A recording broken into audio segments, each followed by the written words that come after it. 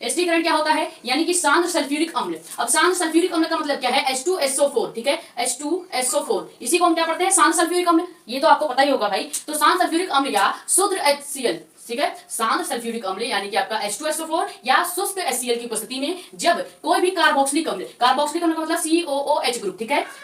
Carboxylic अम्ल को alcohol के साथ, अब किस अल्कोहल के साथ गर्म करना है ये नहीं बताया गया है, बस अल्कोहल के साथ गर्म करना है तो क्या बनता है, एथिल एसीटेट, या इसी को हम एस्टर कहते हैं, ठीक है। जब हम कार्बोक्सिलिक अम्ल को अल्कोहल के साथ गर्म करेंगे, ठीक है, मान लीजिए हमने क्या लिया आपका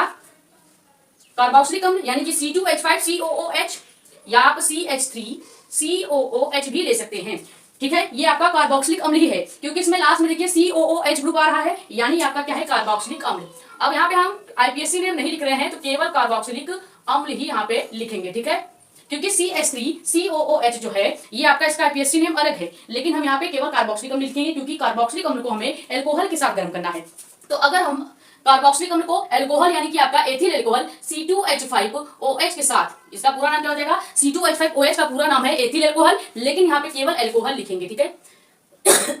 अल्कोहल। अब हम अगर इन दोनों को क्या करें, गर्म करेंगे, किसकी उपस्थिति में, तो सांद्र सल्फ्यूरिक अम्ल, सांद्र सल्फ्यूरिक अम्ल यानी H2SO4 और शुष्क HCl, शुष्क HCl के उपस्थिति में हम इसे क्या करेंगे, हीट करेंगे या गर्म करेंगे। अब डेल्टा बनाने का मतलब है, यानी कि जब त्रिभुज बनाते हैं तो उसको हम डेल्टा पढ़ेंगे या इसे हम गर्म करने का प्रतीक भी मानते हैं, ठीक है। तो हमें क्या करना है कि सांद्र सल्फ्यूरिक अम्ल या शुष्क HCl की उपस्थिति में कार्बोक्सिलिक अम्ल को अल्कोहल के साथ रिएक्शन करानी है। तो अब हम जब इसको रिएक्शन करेंगे तो हमें क्या मिलना चाहिए, एथिल एसीटेट यानी एस्टर प्राप्त होगा और ये अभिक्रिया ही एस्टिकरण कही जाएगी। तो हमें एथिल एसीटेट कैसे प्राप्त होगा, यहाँ से आपका CH3COOH है तो यहाँ से CH3COO तक पूरा हम लेंगे, ठीक है, यानी CH3COO यहाँ से ले लेंगे CH3COO और इधर का हम एथिल ग्रुप ले लेंगे। एथिल ग्रुप क्या है, C2H5, तो यहाँ पे C2H5, ठीक है, ये जो पूरा बनेगा इसी को हम एथिल एसीटेट पढ़ेंगे। क्यों, क्योंकि पीछे आपका एथिल ग्रुप है और जो आपका CH3COO होता है इसे हम एसीटेट पढ़ते हैं, ठीक है। तो पूरा नाम इसका क्या हो जाएगा, एथिल एसीटेट, ठीक है, इसका पूरा जो नाम होगा वो एथिल एसीटेट हो जाएगा, एसीटेट।